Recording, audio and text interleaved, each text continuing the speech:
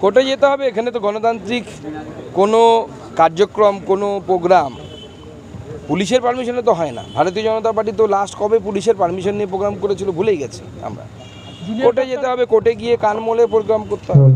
Junior ডাক্তারদের আন্দোলন আরও তীব্রতর হচ্ছে, তারা কিন্তু অনশনে যাচ্ছে। দেখুন, আন্দোলন আরও তীব্র থেকে তীব্রতর হবে। জুনিয়র ডাক্তাররা নেমেছে। আগামী দিনে সমাজের বিভিন্ন অংশ, ছাত্র, বেকার, যুবক থেকে শুরু করে সবাই মুখ খুলতে শুরু করেছে। তারাও নামবে আমার বিশ্বাস। সবাই রাস্তায় নেমে হীরক রানীকে তার আসন থেকে টেনে নামাবে। দাদা, বায়ো টয়লেট এবং চৌকির পর এবার জল ঢুকতে বাধা দেওয়া হলো। শেষমেশ চাপের মুখে পড়ে জল ঢুকতে দিল কলকাতা পুলিশ। হ্যাঁ, কলকাতা পুলিশ মমতা বন্দ্যোপাধ্যায়ের নির্দেশে মানে যত রকম নোংরামি করা যায় সমস্ত কিছু করছে। এবার বাঁশের ঝাড় যেরকম হবে, বাঁশ তো সেরকমই হবে। আমাদের শাসকই এরকম নিষ্ঠুর যে বিরোধীদেরকে, যারা বিরোধিতা করছে, যারা আওয়াজ তুলেছে এই অন্যায়ের বিরুদ্ধে, তাকে কুকুরের সাথে তুলনা করছে। তাহলে তার পুলিশ আর কি হবে? মেরুদণ্ড বাঁকা পুলিশ, মেরুদণ্ড খুঁজে পাচ্ছে না। টেবিলের তলে মেরুদণ্ড খুঁজে বেড়াচ্ছে পুলিশ এখন। 58 দিন পর চার্জশিট পেশ হলো, একজন অভিযুক্তকে দেখানো হয়েছে এখনো পর্যন্ত, কি বলবেন? দেখুন, এই চার্জশিটের মধ্যে দুটো বিষয় আছে। একটি হচ্ছে সঞ্জয় রায়কে অভিযুক্ত হিসেবে দেখানো হয়েছে। দ্বিতীয় যে বিষয়টি সবথেকে গুরুত্বপূর্ণ, যেটা আমরা মিস করে যাচ্ছি, সেটা হচ্ছে তথ্য প্রমাণ লোপাট করা হয়েছে। সিবিআই ইনভেস্টিগেটিং এজেন্সি বলছে কোর্টের সামনে যে তথ্য প্রমাণ লোপাট করা হয়ে গেছে।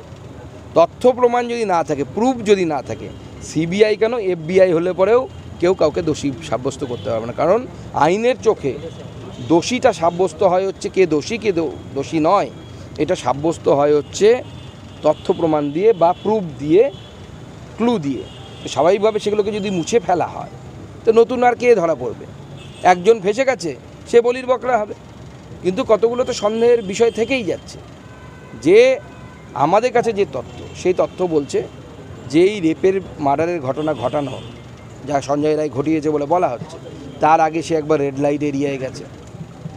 তারপরে সে নাকি ধর্ষণ করেছে, রেড লাইট এরিয়ায় গিয়ে সে শারীরিক সম্পর্ক করেছে, সেটা প্রমাণ হয়ে গেছে। আবার ধর্ষণ করেছে, আবার সকাল 7টায় গিয়ে নিজের স্ত্রীর সাথে শারীরিক মিলন করেছে। একজন পুরুষের পক্ষে এক রাতে কয়েক ঘন্টার ব্যবধানে এত কিছু করা সম্ভব? বায়োলজিক্যালি তো সম্ভব না।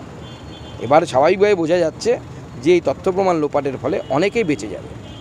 এবার হয় এটা তৃণমূল কংগ্রেসের আমলে এর থেকে আশা আমরা কী করবো? এর থেকে তো ভালো কিছু আশা করতে পারি। এখন গ্রামের মানুষ অত্যন্ত ক্ষেপে আছে এবং ওখানে আমি নিজে গেছিলাম, গিয়ে যা দেখেছি ভয়ঙ্কর পরিস্থিতি। আমরা বাংলাদেশে হিন্দুদের অবস্থা দেখে আমরা মাঝে মাঝে চিন্তায় পড়ে যাই, আমরা কান্নাকাটি করি।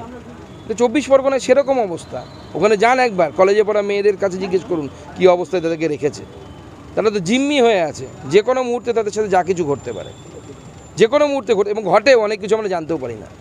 বাঙালি হিন্দু সমাজকে ভাবতে হবে আগামী দিনে, তারা বাংলাদেশ দেখতে চায় নাকি পশ্চিমবঙ্গটাকে ভারতবর্ষের অংশ হিসেবে পশ্চিমবঙ্গ রাখতে চায়। বাংলা খবর, আপনার রাজনীতি, আপনার আওয়াজ।